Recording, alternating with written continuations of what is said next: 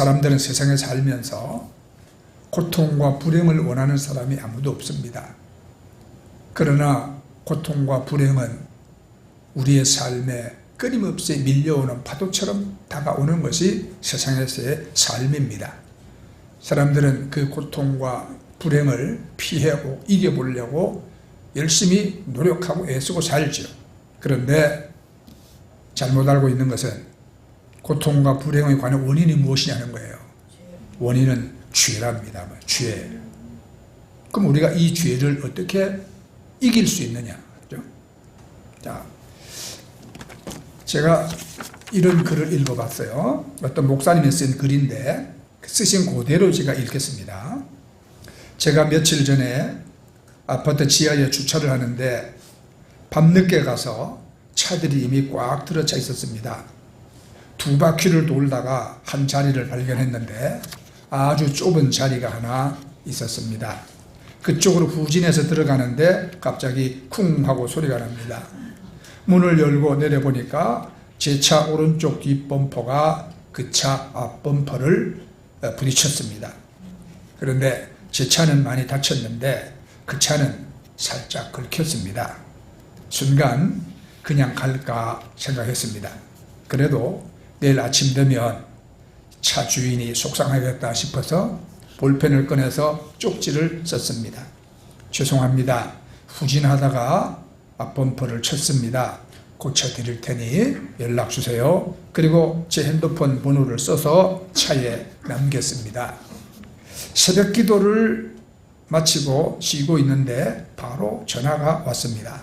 그래서 죄송합니다 하고 이제 보험으로 고쳐드렸는데 저녁 무렵에 문자가 왔습니다. 감사합니다. 제가 이곳에 7년째 사는데 이런 일은 처음입니다. 그런데 그 다음이 중요합니다. 요즘 우리나라도 이랬으면 문제가 없을 텐데 하여튼 감사합니다. 저는 자동차 사고나고 나라까지 이야기하는 사람 처음 보았습니다. 저도 돈 물어주고 괜히 기분이 좋았습니다.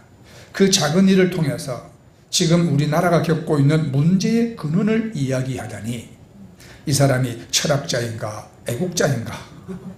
차를 부딪혀도 이렇게 수준 높은 사람 차와 부딪혀야 합니다. 이제 그 목사님이 쓰신 글이에요. 여러분, 우리 이제 생각해 봅시다. 우리가 사는 세상에서 자동차만 부딪히고 사는 게 아니잖아요. 사람과 사람이 부딪히고 서로 상처 주고 미워하고 우리가 살아가고 있습니다. 그래서 자동차 부딪힌 거는 보험 들었으니까 수리하면 깨끗해지는데 사람과 사람이 부딪히면서 당하는 고통과 그 불행은 이거 참 극복하고 해결하기가 어렵습니다. 왜 우리는 삶 속에서 이런 고통 가운데 살아야 하는가? 우리가 겪는 고통의 원인이 무엇인가? 이런 이제 해답을 듣기 위해서 우리는 성경 로마서로 이제 가야 하는 겁니다. 로마서는 인간 존재의 근본 문제를 믿음의 눈으로 살핀 책입니다. 죄, 의, 은혜, 또 연합, 거룩, 성령, 승리 이런 모든 주제를 근본적으로 다루고 있기 때문이거든요. 자, 로마서가 다루는 첫 번째 주제는 죄입니다. 로마서 1장은 이방인은 죄라고 말합니다. 2장은요, 유대인도 죄인이라고 말합니다. 3장에 가면 이 세상 모든 사람이 다 죄인이라고 말합니다. 점차 강도를 높여가죠. 1장 21절 이하에 보면 하나님을 알되 하나님을 영화롭게도 아니하며 감사하지도 아니하고 오히려 그 생각이 허망하여지며 미련한 마음이 어두워졌나니 스스로 지혜 있다 하나 어리석게 되어 썩어지지 아니하는 하나님의 영광을 썩어질 사람과 새와 짐승과 기어다니는 동물 모양의 우상으로 바꾸었느니라 그랬어요. 사도 바울은 이방인의 죄인인 이유는 하나님을 몰라보고 우상으로 하나님을 섬기는 죄입니다. 미얀마 수도인 양곤에 가면 쇠다곤 파고다라고 있는데 이 나라 국보입니다. 우리나라 국보 1호는 뭡니까? 우리나라 국보 1호. 예, 남대문, 정확하게 말하면 숭례문. 예, 그런데 이 나라 국보 쇠다곤 파고다는요, 뭐 그 남대문과는 비교가 안 되게 어마어마하게 웅장하고 높습니다. 이거를 수백 년 동안 만들었어요. 이 탑은 햇빛을 받으면 아주 찬란하게 번쩍입니다. 왜? 금이 5톤이나 발라져 있습니다. 그리고 다이아몬드가 5,000개, 보석이 2,000개가 넘게 장식이 되어 있습니다. 미얀마에서는요, 세계에서 새빨간 루비가 제일 많이 생산되는 곳이 미얀마입니다. 그 다음에 중국 사람들이 아주 좋아하는 비치, 옥, 예, 미얀마 북부에서 많이 생산되죠. 그런 막 보석 막 발라놨어요. 도배를 해놨어요. 그 쇠다곤 파고다 그 1층은요, 뺑 돌아가면서 82개의 작은 방이 있습니다. 그런데 그 방에도, 예, 여러분, 놀랍도록 많이 발라져 있어요. 뭐가? 예? 금도 있고, 네, 보석도 있고, 그 다음에 그것만 있는 게 아니죠. 수백, 수천 개의 부처가 거기 들어앉아 있습니다. 그 방에. 그러니까 하나님이 아닌 것을 하나님처럼 섬기면서 온통 금과 보석으로 장식한 탑을 보면서 하나님을 몰라보는 인간의 죄를 생각했습니다. 미얀마 일반 사람들이 얼마나 가난하게 삽니까? 저들의 그 궁핍한 삶은 참 눈물겹도록 애처로운데, 거기 발라져 있는 금을 뺏겨다가 불쌍한 사람들 먹이면 얼마든지 먹일 수 있을 것입니다. 요즘 금값 얼마나 비싸요, 그렇죠? 그런데 그 하나님이 아닌 것을 하나님처럼 이렇게 섬기고 있는 걸 보면, 야, 참 우리 인간이라는 것이 참 영적으로 눈이 어두우면, 깨닫지 못하면 인간은 참 어리석기 짝이 없다. 그래서 이방인의 죄는 하나님을 모르는 죄입니다. 하나님이 아닌 것을 하나님으로 섬기는 죄인 것입니다. 근데 그러면 이제 이방인이 몰라서 죄를 짓는다면, 유대인들은 알고도 죄를 짓습니다. 2장 18절 이하에 보면, 자, 유대인이라 불리는 네가 율법을 의지하며 하나님을 자랑하며 율법의 교훈을 받아 하나님의 뜻을 알고 지극히 선한 것을 분간하며 맹인의 길을 인도하는 자요, 어둠에 있는 자의 빛이요, 율법에 있는 지식과 진리의 모본을 가진 자로서 어리석은 자의 교사요 어린아이의 선생이라고 스스로 믿으니, 그러면 다른 사람을 가르치는 네가 네 자신은 가르치지 않느냐? 도둑질하지 말라 선포하는 네가 도둑질하느냐? 하나님을 안다고 자부하는 유대인들에게 바울은 말합니다. 너희도 죄인이다. 이방인은 모르고 죄 짓지만 너희는 알고도 죄를 짓는다. 너희의 죄는 다른 것이 아니라 너희들만 옳다고 생각하는 죄다, 이 말이에요. 유대인은 율법을 가진 민족입니다. 율법은 하나님의 말씀입니다. 하나님의 말씀이 나쁠 리가 없어요. 문제는 유대인은 율법을 지키는 자기들만 옳고 그렇지 않은 사람들은 다 틀렸다고 생각한 겁니다. 그러니까 믿는 우리가 언제나 조심할 것이 이겁니다. 자, 우리는 다행히 하나님을 믿음으로 인해서 이방인의 죄에서 벗어났습니다. 그런데 우리가 이제 교회 다니면서 믿음의 연조가 깊어가면서 우리가 이런 실수에 빠지지 않도록 조심해야 합니다. 뭐냐면 스스로 자기를 옳다고 여기는 거예요. 나는 옳아. 그런데 가만 보니까 저 김 집사는 문제가 있어. 응? 우리가 이렇게 남을 판단하는 것. 우리 교회는 옳아. 그런데 저 교회는 문제가 있어. 이렇게 판단하는 것.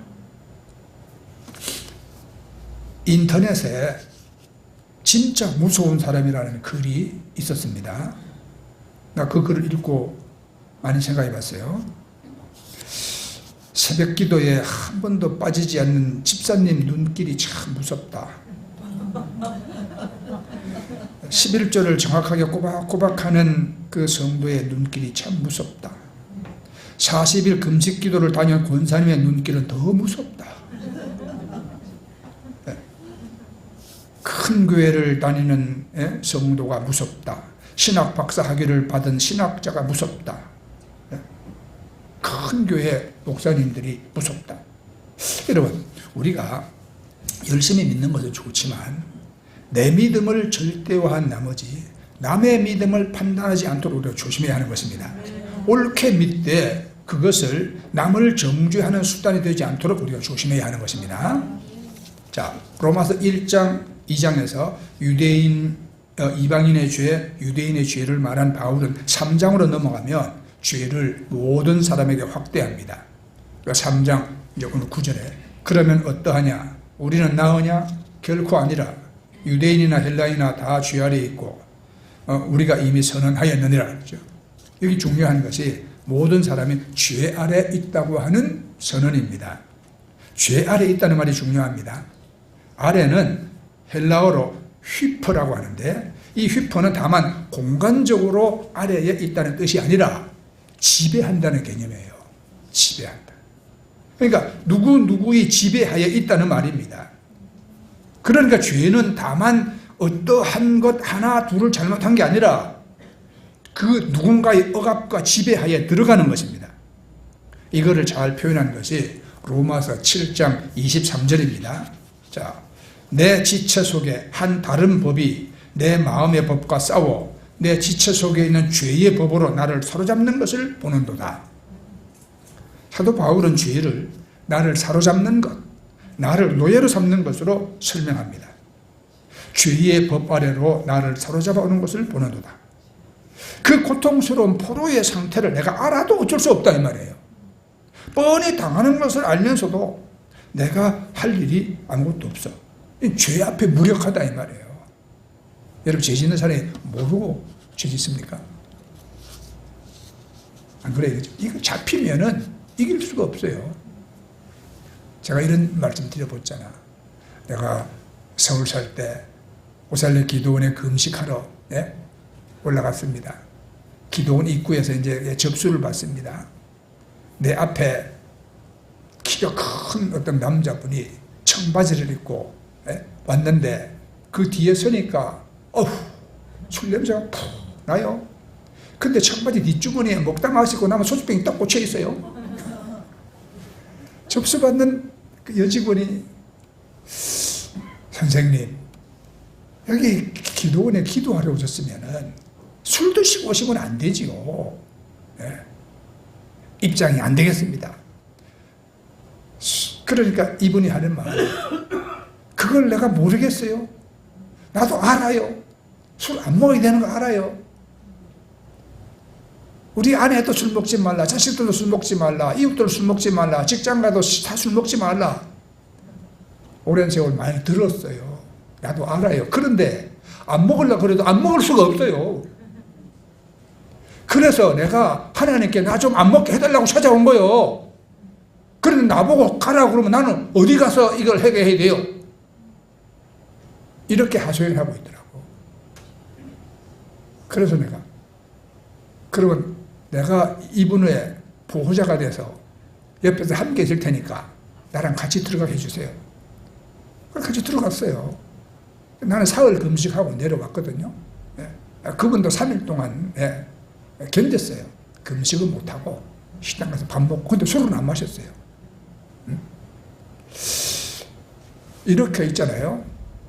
죄의 지배 아래 들어가면은 그 사람이 이게 죄인 줄 모르고 죄를 짓냐? 알아요. 이대로 간다면 망한다는 것도 알아요. 이대로 계속 가다가는 가정이 깨지고 이 결혼도 깨지고 이거 파국이 오겠다 다 알아요. 그런데도 그걸 이길 수가 없는 거예요. 그 지배하에 들어가고 나면 이길 수가 없어. 무력한 겁니다, 죄에. 여러분, 그럼 죄가 뭐냐? 교육학자들은요, 죄를 교육의 부재, 인격의 미성숙 이렇게 말합니다. 환경론자들은 나쁜 환경과의 접촉, 곧 후천적인 것으로 봅니다. 죄를. 사회학자들은 죄를 경제적으로 가난하고 전쟁과 사회적 차별과 억압으로부터 죄가 온다, 이렇게 말합니다. 자유주의 신학자들은 죄의 실체가 따로 있는 것이 아니라 선의 결핍이다, 곧 선이 부족한 상태가 죄다, 그렇게 말합니다. 가장 대표적인 것은 심리학적인 입장이거든요. 심리학은 죄를 말하지 않고 죄의식, 죄책감을 말합니다. 죄라는 단어를 단지 상처라는 말로 표현을 해요. 그러나 여러분, 상처는 회개할 필요가 없어요. 그냥 덮어주고 싸매면 됩니다. 상처는 주로 인간관계에서 옵니다. 어릴 때 부모에게 나쁜 영향을 받았다거나 사람과의 관계에서 생긴 갈등, 이런 데서 상처가 생기죠. 1990년대 신출귀몰 하던 탈옥수 신창원이 기억하시죠, 여러분? 네. 이 신창원은 한 수녀에게 자기 어린 시절의 값아픈 경험을 말한 적이 있습니다. 신창원이 초등학교 5학년 때 집이 참 너무 가난했대요. 그래서 학교에 육성회비를 제때 내지 못했는데 어느 날 담임 선생님이 회비를 독촉하면서 머리를 때리면서 이렇게 말했대요. 너 같은 놈은 학교 다닐 필요도 없어. 그 한마디가 신창원의 마음에 비수같이 꽂혔습니다. 그리고 그 뒤에 범죄자가 됐습니다. 그런데 그렇게 나쁜 환경 속에서도 성자가 된 사람이 있습니다. 일본에 우찌무라 간조라는 분이 있습니다. 장녀의 아들이었어요. 어머니가 매일 밤 다른 남자들과 자는 걸 보았습니다. 사람들이 이 우찌무라를 장녀의 아들이라고 여러분 욕하고 발로 찼습니다. 그런데 이분은 자라서 일본 최고의 성자가 되었습니다. 이분은 문둥병자의 고름을 입으로 빨았고 평생 폐병 환자와 함께 살았습니다. 정말 예수처럼 산 분이에요. 나쁜 환경이 그를 나쁜 사람으로 만들지 아니했습니다. 여러분, 좋은 교육을 받으면 죄가 없어진다고 하면 좋은 대학이 가장 많은 미국은 죄가 없어야 합니다. 그런데 죄가 더 많습니다. 환경이 좋으면 죄가 안 생긴다면 아주 노르웨이나 핀란드 같은 데서는 죄가 생기지 말아야 합니다. 가난해서 죄를 짓는다면 죄는 가난한 아프리카에서만 일어나야 합니다. 그러나 가난하든 부자든 환경이 좋든 나쁘든 교육을 많이 받았든 적게 받았든 미국이든 스위스든 노르웨이든 아프리카든 세상 어디에나 죄가 있습니다. 죄는 인간을 속박하는 어떤 인격적인 힘입니다. 네. 여러분, 좀 오래됐지만 옛날에 그 부시맨이라는 영화가 있었어요. 부시맨. 비행기가 그 화물 운반하는 비행기가 가다가 조종사가 콜라를 마시고 창밖으로 콜라병을 던져버리고 갑니다. 콜라병이 그 아주 원시 부족 같은 부시맨들이 사는데 떨어졌습니다. 그 병을 주운 사람이 이게 뭘까 하다가 신기한 걸 발견했어요. 네? 그러니까 이게 참 여러모로 쓰임이 많습니다. 이게 뭐 그냥 자기들이 먹는 거 그 주식 빵 만들 때 이거 다 이렇게 밀고 그러기도 좋고, 그래서 그 콜라병이 이 빈병이 대단히 자기들에게 유익하다는 걸 알았어요. 그때부터 이제 싸움이 벌어집니다. 서로 콜라병을 차지하려고 뺏어가고 도둑질해 가고 훔쳐가고 공동체에 문제가 생깁니다. 그러니까 마을에서 이것 때문에 우리 마을이 시끄러워졌으니까 이거 세상 끝에 갖다 버리고 와야 된다. 그 콜라병을 버리려고 합니다. 그래서 콜라병을 네가 가서 버리고 와라. 택함받은 사람이 그걸 가지고 세상 끝에 가서 버리겠다고 이제 하는 것이 영화의 내용입니다. 보세요. 이들이 그저 원시 부족같이 아주 순박하게 그렇게 살았다 하지만 보세요. 콜라병 하나 때문에 그들 속에 죄의 본성이 드러납니다. 네? 내가 가졌으면. 네? 탐욕이 생기잖아요. 그래서 서로 싸웁니다. 고이 모셔놓은 걸 밤에 훔쳐갑니다. 그러니까 여러분, 많이 배웠든 적게 배웠든, 많이 가지고 있든 적게 가지고 있든, 환경이 좋든 나쁘든, 죄는 인간을 속박하는 인격적인 힘입니다. 이것이. 자, 계속해서 보면 10절에서 이제 18절까지 우리가 말씀을 쭉 읽었잖아요. 10절에 의인은 없나니 하나도 없나니. 여러분 중에 이 말에 동의하지 못하는 분도 있을지 모르겠어요. 자, 문제는 여기 의인이 뭐냐 하는 거죠. 여기서 의인은 죄 없는 사람이라는 뜻이 아닙니다. 도덕적으로 흠이 없고 책망받을 것이 없는 사람이라 이 뜻도 아닙니다. 우리나라에도 의인이라고 불리는 사람들이 있습니다. 그죠? 안중근, 이수현, 강제국 이런 분들 다 의인입니다. 나라를 살리려고 죽었고, 다른 사람을 살리기 위해서 자기가 죽었습니다. 그래서 우리는 이분들을 의인이라고 부르고 기념도 합니다. 그런데 여기서 이제 말하는 의인은 도덕적 관점의 의의가 아니라 하나님 관점의 의의예요. 성경이 말하는 의의라는 것은 영어로도 다르겠습니다. 네, 흔히 justice라고 하잖아요. 이건 사법적인 의의입니다. 재판도 안 받고 감옥에도 안 간 사람입니다. 여러분 재판 안 받았죠? 네, 감옥에 안 갔죠? 그렇게 보면 여러분들은 의인이에요. 그런데 righteousness라는 단어가 또 있거든요. 이 의의는 하나님이 인정하는 의의입니다. 우리가 더러 착하게 살고 존경받는 의의는 있습니다. 그러나 하나님이 의롭다고 인정할 사람은 없습니다. 자, 그 다음에 깨닫는 자도 없고 그랬어요. 공부를 안 했다는 말이 아닙니다. 지식이 없다는 것도 아닙니다. 하나님을 아는 지식이 없다는 것입니다. 세상적이고 세속적인 지식은 가지고 있어도 영적 진리를 이해하지 못한다는 뜻입니다. 그래서 다 치우쳐. 하나님을 모르니까 하나님이 원하시는 길로 가지 않고 지금 다른 길로 가고 있다 이 말이거든요. 그러면 한 가지로 무익하게 되고 그래서 쓸모없이 됐다 이 말입니다. 하나님이 우리를 창조한 창조의 목적에 부합하게 살지 않고 자기 마음대로 산다는 것이거든요. 그럼 이렇게 된 사람의 행위는 뭐냐? 그들의 목구멍은 열린 무덤이요. 먼저 죄는 말로 나타납니다. 13절과 14절은 말로 짓는 죄거든요. 그들의 목구멍은 열린 무덤이요 그 혀로는 속임을 일삼으며 그 입술에는 독사의 독이 있고 그 입에는 저주와 악독이 가득하고. 그 다음에 15절은 이제 행동으로 짓는 죄입니다. 그 발은 피 흘리는데 빠른지라. 이것이 남 얘기가 아니라 저와 여러분의 이야기예요. 여러분 보세요. 아멘 아무도 안 하잖아. 나는 아닌데 하고 여러분도 있어도. 자, 그러면 아멘 안 하신 분은 이제 아멘을 할 수 있을 정도까지 우리가 이 말씀을 깨달아야 되죠. 로마서는 좀 더 깊이 들어갑니다. 죄의 본질은 무엇인가?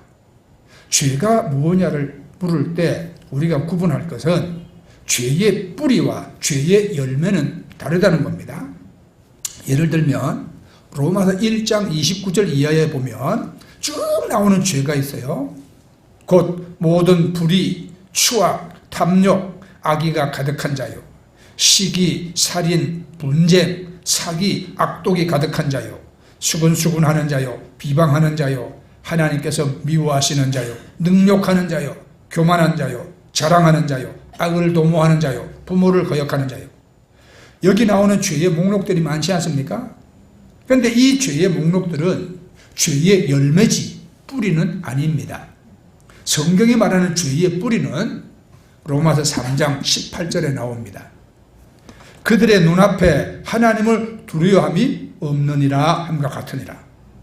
바울은 죄에 대해서 다 말한 다음에 그 모든 죄들의 가장 중요한 특징은 뭐냐? 하나님을 두려워하지 않는 것이라고 말합니다. 하나님 없다 하고 하나님 두려워하지 않으면 못 지을 죄가 없어요. 그러니까 죄의 뿌리는 하나님과의 관계인 거예요. 로마서 1장 21절 말씀 보면 사람들은 하나님을 알면서도 하나님을 하나님으로 영화롭게 해드리거나 감사를 드리기는커녕 오히려 그 생각이 허망해져서 그들의 지각 없는 마음이 어두워졌다. 성경은 그렇게 말합니다. 이방인의 죄는 다시 말하면 하나님 아닌 것을 하나님을 믿는 죄입니다. 우상 숭배의 죄입니다. 유대인의 죄는 자기 믿음을 하나님처럼 여긴 죄입니다. 한쪽은 우상을 하나님처럼 섬기고 한쪽은 자기 자신을 하나님처럼 높입니다. 공통점은 뭐냐? 1장 28절이에요. 또한 그들이 마음에 하나님 두기를 싫어하며 하나님께서 그들을 그 상실한 마음대로 내버려 두사 합당하지 못한 일을 하게 하셨으니, 그 21장 28절이에요. 그 다음에 이제 29절은 거기서 나온 열매예요. 거기가 열매. 29절에 보면 곧 모든 불의, 추악, 탐욕, 악의가 가득한 자요, 시기, 살인, 분쟁, 사기, 악독이 가득한 자요, 수근수근한 자요. 그러면 여러분, 이 29절은 죄의 열매고 앞에 있는 28절이 죄의 뿌리인 것입니다. 뿌리에서 열매가 나왔습니다. 오늘 좀 딱딱하죠? 아니요. 네. 자, 죄의 뿌리와 열매는 한 나무에 붙은 한 존재입니다. 이것을 위해서 로마서 1장 18절을 이해하는 게 중요합니다. 하나님의 진노가 불의로 진리를 막는 사람들의 모든 경건하지 않음과 불의에 대하여 하늘로부터 나타나나니, 하나님의 진노는 하나님의 사랑의 다른 표현입니다. 진노할 만큼 사랑한다는 거예요, 하나님께서. 네. 사랑에는 여러분 친절이 있습니다. 사랑에는 친절이 있어. 그런데 친절이 사랑은 아닙니다.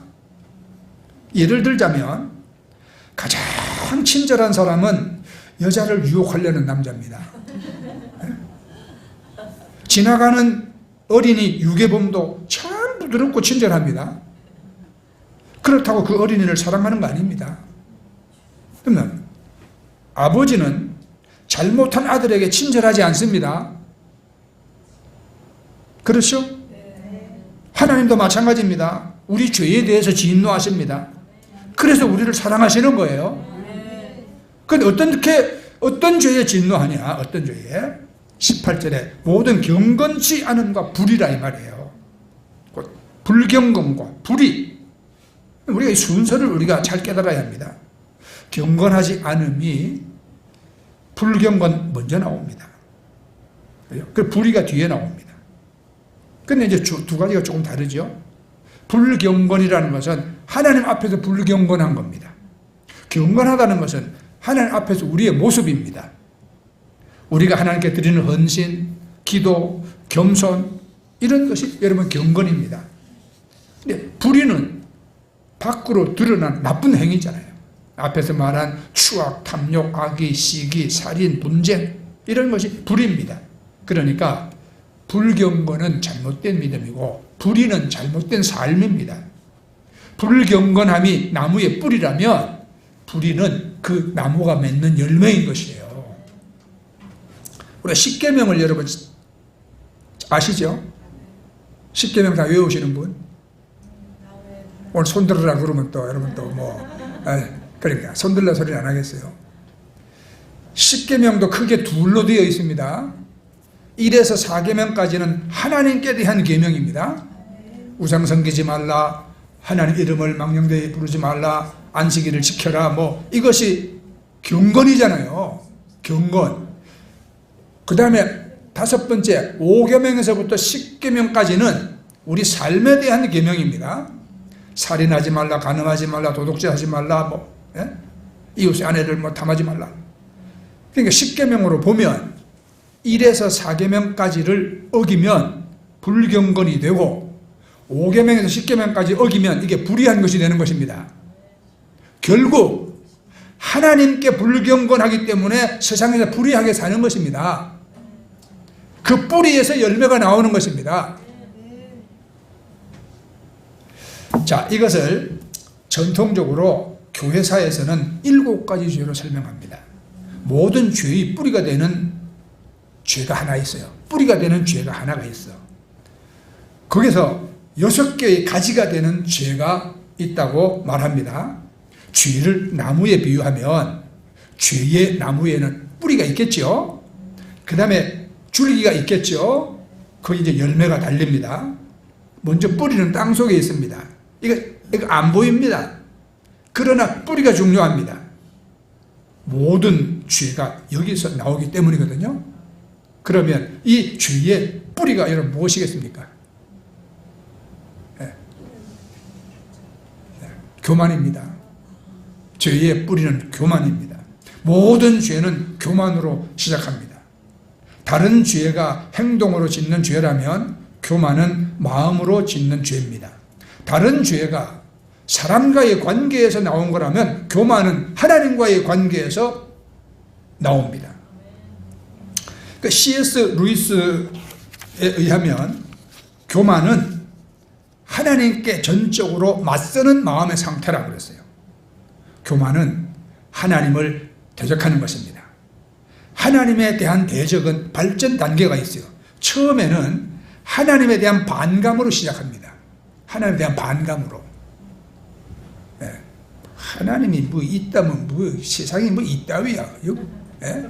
뭐 교회가 뭐 있다고 뭐 이렇게 이제 반감을 시작합니다. 반감은 하나님을 마음으로 무시하는 마음입니다. 그럼 이 반감이 자라면 뭐가 됩니까? 반항이 됩니다. 반항. 반항은 마음에 하나님 두기를 싫어하는 상태입니다. 그럼 이제 반항이 자라면 뭐가 되냐? 반역이 됩니다. 예. 반감이 자라면 반항이 되고 반항이 자라면 반역이 됩니다. 반역은 이제 하나님 자리에 내가 앉는 겁니다. 네. 하나님이 어디 있어? 까짓까. 예? 이런 식으로 이제 나가는 거예요. 결국 교만은 자기가 하나님처럼 되는 거예요. 이것이 죄의 뿌리입니다. 교만이. 시편 51편 4절 말씀 보면 내가 주께만 범죄하여 주의 목전에 악을 행하여 싸우니 이랬거든요. 여러분 모든 죄는 근본적으로 하나님에 대한 죄인 것입니다. 한두 가지 잘못이 죄가 아니라 마음으로 하나님을 무시하고 하나님을 내쫓는 것이 죄입니다. 그래서 끝까지 남는 죄가 여러분 교만입니다. 이 교만의 뿌리에서 이제 6가지가 나옵니다. 먼저 시기입니다. 시기. 시기는 남의 불행을 기뻐하는 거예요. 남의 불행을 기뻐해. 그 다음에 또 남의 행복을 슬퍼해. 시기는 내가 갖지 못한 것을 남이 가진 것을 슬퍼한다 이 말이에요. 그 다음에 또 분노 있어요. 분노는 사탄의 화로다 그랬어요. 분노를 의미하는 히브리어 아프라는 말은 뭘 말하냐면 코를 의미해 코. 예? 코를 벌렁거리고 콧구멍에서 뜨거운 기운이 푹푹 나오는 거예요. 그러니까 분노는 맹렬히 타는 불입니다. 그 불로 가인이 아벨을 죽였습니다. 그 다음에 또 나태라는 죄가 나와요. 게으름. 다른 죄가 행하는 죄라면 이 나태는요 행하지 않는 죄입니다. 잘못을 행한 것도 죄지만 아무것도 안 하는 것도 죄입니다. 이 게으름, 나태는 아무것도 안 하는 죄예요. 탐욕, 원래의 뜻은 강물이 모여서 바다로 흘러나가지만 결코 바다를 채우지 못하는 것처럼 탐욕은 만족을 모르는 욕구입니다. 네. 소유가 많다고 만족한 사람 있습니까 세상에? 조금 더 이러면서 인생이 여러분 끝납니다. 그리고 소유가 많아지면 그 소유는 하나님을 대신합니다. 네. 자, 그 다음에 탐식 있어요. 탐식. 네. 이거는 생존 이상의 것을 먹는 거예요. 먹는 것이 수단이 아니고 목적이 된 삶입니다. 네. 먹기 위해서 산다. 배를 하나님으로 삼고. 네. 그 다음에 정욕이 있습니다. 끊임없이 목마른 바닷물입니다. 이 성적 본성은 하나님이 주셨지만 정욕은 죄입니다. 정욕은 쾌락만을 목적으로 상대방을 이용하는 겁니다. 자, 지금까지 제가 말씀드린 죄의 6가지 가지들입니다. 네. 시기, 분노, 나태, 탐욕, 탐식, 정욕. 자, 이 6가지 가지에서 이제 모든 죄의 열매가 맺힙니다. 죄의 열매는 로마서 1장에도 나왔고 갈라디아서 5장에도 나옵니다. 우상숭배, 주술, 원수 맺는 것, 분쟁하고 당짓는 것, 분열, 이단 여러 가지 있죠. 또 에베소서 4장에도 나옵니다. 네. 거짓, 도둑질, 더러운 말, 악독, 떠드는 거, 비방. 디모데전서 6장에도 나옵니다. 언쟁, 비방, 악한 생각, 음심 여러 가지 나옵니다. 이렇게 많은 모든 죄는 뭐로부터 시작되냐? 뿌리, 교만으로부터 시작되는 거예요. 교만. 네. 하나님을 두려워하지 않습니다. 하나님을 마음에 두기 싫어합니다. 그래서 교만은 하나님을 대적하는 것입니다. 이 뿌리에서 6가지 가지가 나옵니다. 시기, 분노, 나태, 탐욕, 탐식, 정욕입니다. 이 6가지 가지에서 온갖 죄의 열매들이 막 맺히는 거예요.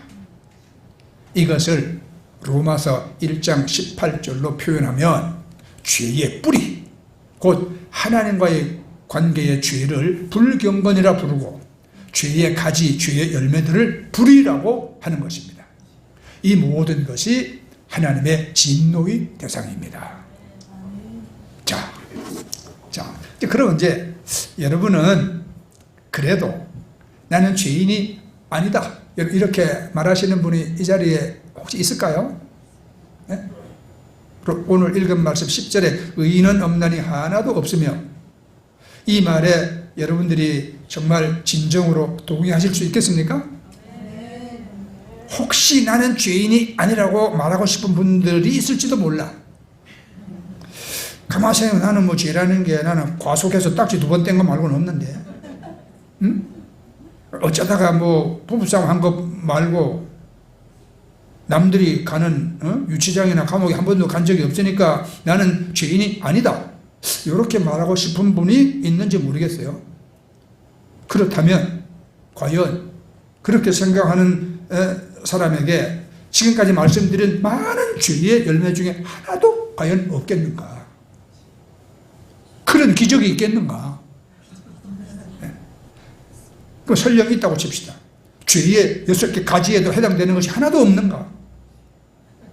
일생을 살면서 한 번도 남 잘된 거 시기해 본 적이 없나? 남에게 이유 없이 한 번도 화를 내본 적이 없는가? 이쁜 여자 지나갈 때 마음의 동료가 한 번도 없었는가? 한 번도 음식을 정도 이상의 욕심을 내며 먹은 적이 없냐 이 말이에요. 그럼 마지막으로 묻고 싶어. 항상 내가 하나님 모시고 사냐?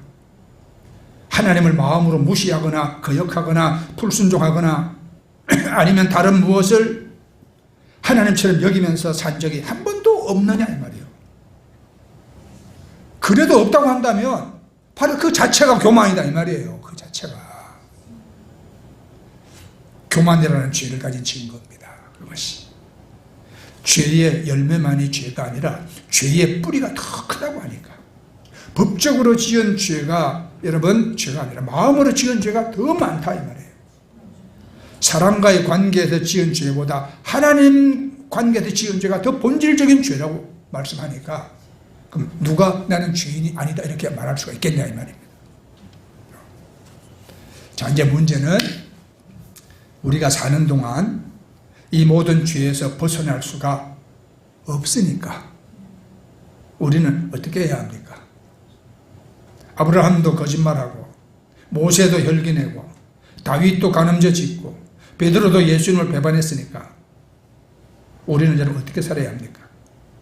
예수님도 마귀에게 유혹을 받으셨는데 우리는 얼마나 마귀가 더 집요하게 유혹하고 우리를 죄짓고 넘어뜨리려고 하겠습니까? 사과나무에 열매가 많이 있든 적게 있든 사과가 달리면 사과나무예요. 그렇죠? 내가 남보다 죄가 조금밖에 없다 생각해도 죄인이기는 마찬가지예요. 그러면 나는 어떻게 해야겠습니까? 이 해결책은 어디에 있습니까, 여러분? 그래서 우리는 하나님이 필요하고 죄의 문제를 해결할 방법을 알아야 하는 것입니다. 네? 우리가 더 겸손한 마음으로 하나님의 은혜를 우리가 찾아야 하는 것입니다. 네? 그건 오직 예수밖에 없음을 여러분께 말씀드리는 거예요. 예수님 외에는 우리 죄사함과 구원이 없습니다. 예수님은 의인을 부르러 이 땅에 오신 게 아니에요. 죄인을 부르러 오셨어요. 예수님이 죄값을 대신 갚아주셔요. 그걸 믿는 자들에게는 죄사함과 천국의 영생이 주어지는 것입니다. 자, 마칩니다. 이 사순절에 여러분이 예수님을 더 깊이 알고 죄에 대해서도 여러분들 정직하게 깊이 알고 여러분에게 죄사함의 은혜가 더 풍성하시기를 축복합니다. 아멘.